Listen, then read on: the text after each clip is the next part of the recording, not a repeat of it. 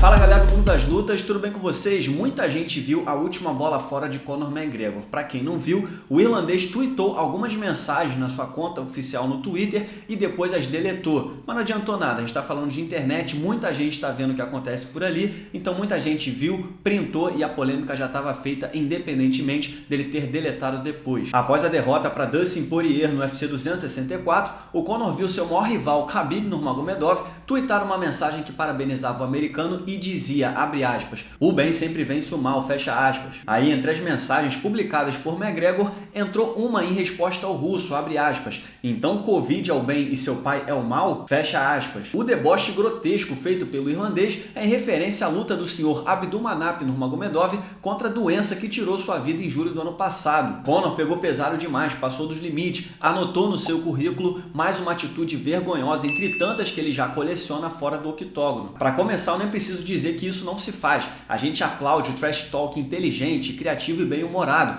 Você ironizar a morte do pai do seu rival é bizarro. Lembrou que Colby Covington fez uma coletiva de imprensa antes de enfrentar Kamaru Usman pela primeira vez, pouco tempo depois da morte de Glenn Robinson, líder da academia que moldou Kamaru como lutador. O americano disse que o amigo de Kamaru assistiria do inferno a surra que ele não conseguiu dar no atual campeão dos meio-médios. Voltando ao Conor McGregor, se ele tivesse publicado uma mensagem ou respondido o Khabib momentos depois do UFC 264, no ato da publicação da provocação do lutador russo, ele até poderia se apoiar no fato de que estava no calor da emoção, estava de cabeça quente, ainda muito machucado com a derrota para Dustin Poirier e principalmente com a lesão que ele sofreu naquela luta. Agora, fazer isso só semanas depois da queda é um sinal muito claro de que ele não só está com dificuldade para superar a derrota para Poirier, como ele está abalado psicologicamente com a situação que ele está vivendo hoje. Ele oscila entre discursos e mensagens motivacionais e ataques a Deus e o mundo. É como se ele estivesse descontando nos outros a raiva descontrolada que ele sente por conta das coisas não terem saído da forma que ele esperava. Você ser competitivo, não levar desaforo para casa e querer sair por cima é uma coisa.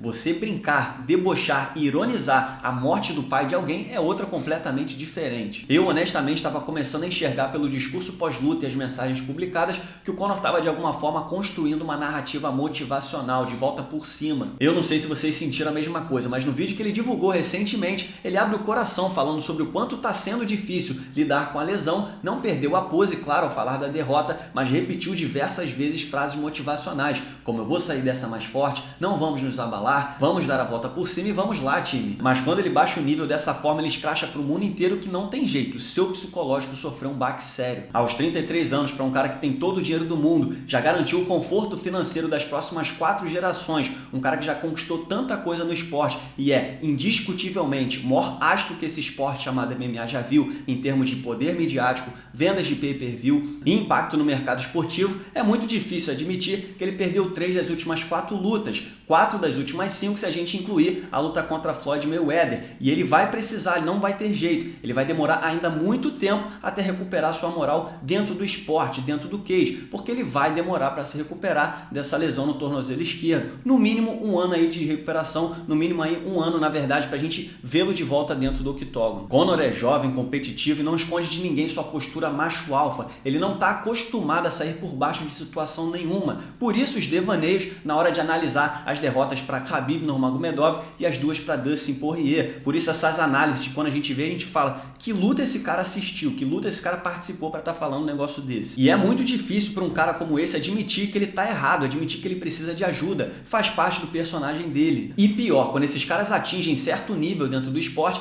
é muito difícil ver treinadores, amigos e equipe apontando seus erros, que é exatamente o que ele precisa. O Conor precisa de ajuda, ele precisa de alguém que ele respeite falando no ouvido dele. Cara, tu vacilou nessa, você não pode fazer isso, você tá errado aqui e tá errado ali. E prova de que aparentemente ele não tem do seu lado alguém assim foi a análise de John Kavanagh após a luta no UFC 264. O treinador principal de Conor McGregor chegou a dizer numa live no seu Instagram que durante o primeiro round da trilogia contra Poirier, ele chegou a lembrar da apresentação de McGregor contra Ed Alvarez. Pelo amor de Deus, a performance antológica que Conor McGregor teve contra Ed Alvarez no UFC 205, que lhe rendeu o segundo cinturão do UFC, não se aproxima de forma forma alguma do que a gente viu do Conor McGregor naquele primeiro round no UFC 264 contra o Dustin Poirier. E o triste é que se ninguém que ele respeita chegar e falar o que ele tá fazendo de errado, ele não vai mudar, porque não adianta eu, não adianta vocês, não adianta ninguém que o Conor McGregor não respeite falar que ele tá errado. Ele vai simplesmente ignorar a mídia, vai ignorar os fãs e vai chamar todo mundo de hater. Por fim, Daniel Cormier, durante seu programa na ESPN,